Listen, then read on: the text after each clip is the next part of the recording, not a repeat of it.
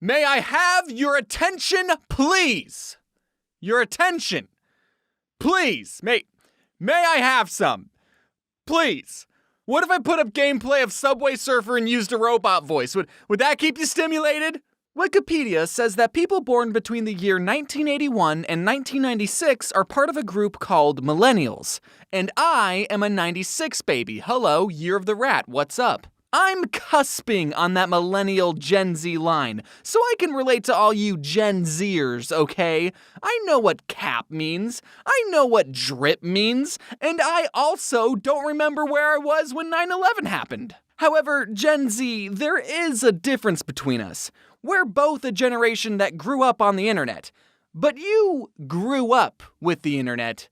We grew up with the internet. The internet didn't used to always look like this. It has metamorphosized a multitude of times. Now, if you talk to an older millennial, they'll tell you the horror stories of the late 90s internet. How the internet used to be paired with your home's landline. And if you don't know what a landline is, good. If you wanted to surf the net at blazing speeds of 7 kilobytes a second, then you couldn't use your telephone at the same time. This was before texting even existed, so if you needed to talk to someone, you had to call them and look up their phone number in that 20-pound weapon known as a phone book, and then if someone else was using the internet, they'd get the pleasure of listening to...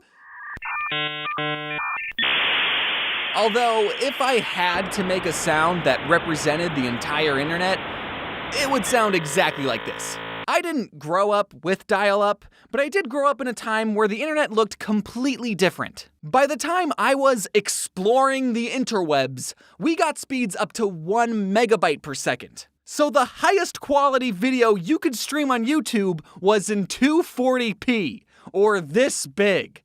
And it would still buffer. A lot. Gen Z, you weren't there when YouTube had a 5-star scoring system and the subscribe button was yellow and people would put these things all over their videos. You weren't there when the videos were in a 4:3 aspect ratio because that's what TVs looked like. You weren't there when a background for a website would be a never-ending grid of a JPEG and music would play against your will and your cursor would turn into a sparkly wand and... Okay, that's actually pretty cool. Whatever happened to that? And then the person who built the website would go, it's looking pretty good, but you know what this web page really needs? A counter that'll tell you the total number of people who visited. Let me just copy this HTML code I found online. And if you're around my age and you also had unsupervised computer time, then great, you were also there to experience the pre-puberty years of the internet. Try to imagine the internet without social media. No Facebook, Twitter, Instagram, or MySpace. Were people back then just not talking about themselves or sharing their opinions online? Were we as a society more connected with the people we knew in the real world? No, of course not. People have been sharing their opinions online since day one. They were just doing it on random message boards. I know it sounds trivial nowadays, but there was once a novelty in being able to type anything you wanted into the computer and then someone else you didn't know would instantaneously respond. Even Neopets, a game targeted to children, had chat rooms and let anyone send unfiltered messages to children. I'm surprised I didn't meet any weirdos. That's one thing that'll never change with the internet.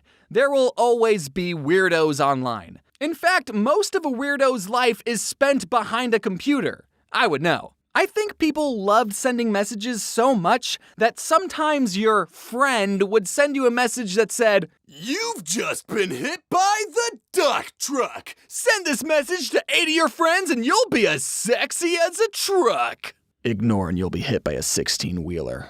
You have 7 days. And instead of blocking that person, some people would keep the chain going. Hey, I have a quick question. When was the last time you ever had to type a specific website into your address bar? Probably somewhere about 10 years, give or take. You just type in a Y, and then YouTube pops up. You put in a T, you get Twitter, and P gets you picturesofalligators.com. And if you had a specific question you wanted to ask the internet, you just Yahoo it, right? Yahoo?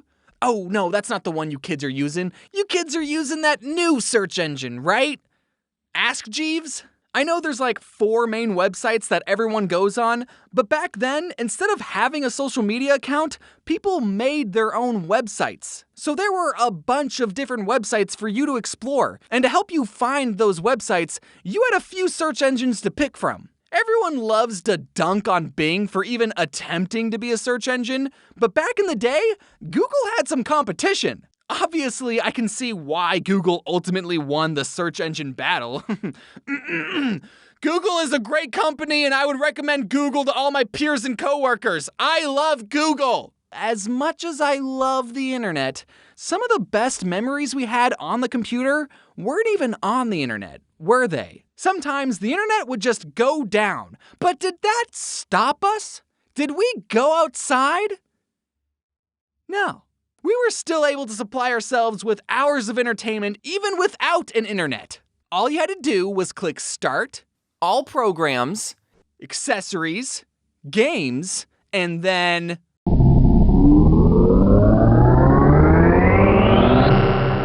Space Cadet Pinball. I guarantee every millennial watching this right now just got hit with a big wave of nostalgia. This game might seem simple because there's only 2 buttons that you can press, but when you really got into it, this game had a whole lot more going on, trust me. Space Cadet Pinball was all we had sometimes, and I cherished every second of it. But if you were anything like me growing up, you were also practicing your art skills. And luckily, every computer came pre-installed with a top-of-the-line painting software that every artist needs. Yeah, this program's got everything. There's a line tool, and a bucket tool, and a circle tool. And sometimes when I was really bored, I would make a black rectangle, scribble the freeform selection tool on it, and then blammo! Yeah, I still got it. I just made a masterpiece. And, fun James bonus tip, for some extra self-induced epilepsy, hold down Control-I, which will invert the colors, so your masterpiece will go, oh my god, oh it hurts to look at! Hey, looks like you're trying to create a conclusion to this YouTube video. Would you like my help? No, Clippy. Even when you were around, I never used you. I just liked having you there to keep me company. The internet is still a relatively new invention that is ever changing the way we live. And we have yet to see the full effects of what being connected since birth does to a person. The fact that the accumulation of all human knowledge can now fit in your pocket, that's going to affect your day-to-day life. Now, I'm not going to sit here and tell you to get off the internet, touch grass, and live your life to the fullest. Otherwise, I'd be a hypocrite and unemployed. There's no denying all the positive things that the internet has to offer. But I'm also not going to deny all the negative things that come with instant gratification too. As technology advances, so too do we advance the amount of time we spend online. The internet can connect us to a million different people and perspectives that we never would have been exposed to before. But it can also expose us to some really nasty people and perspectives. And the only thing we can do about those people is shrug and say, sorry, that's the internet. So, are we as a society better off with the internet? I think so. But I don't know, just remember to drink water and stretch. Alright, that's the lesson of this video. Go stretch. I'm serious, right now, go touch your toes. Thank you all so much for watching this video about the internet and how it's changed. One thing that hasn't changed is how amazing my team is. Please everyone give them a big round of applause. They did an amazing job. I don't have too many updates to update you on. There's some new Black Friday deals going on in the merch store, so check that out. And to my LA viewers, if you're still watching, the Scribble Showdown show is doing an 18+ event in LA this January, so feel free to check that out if you're over 18. Anyway, that's all for me. Be sure to hit that like and subscribe and wear your seatbelt.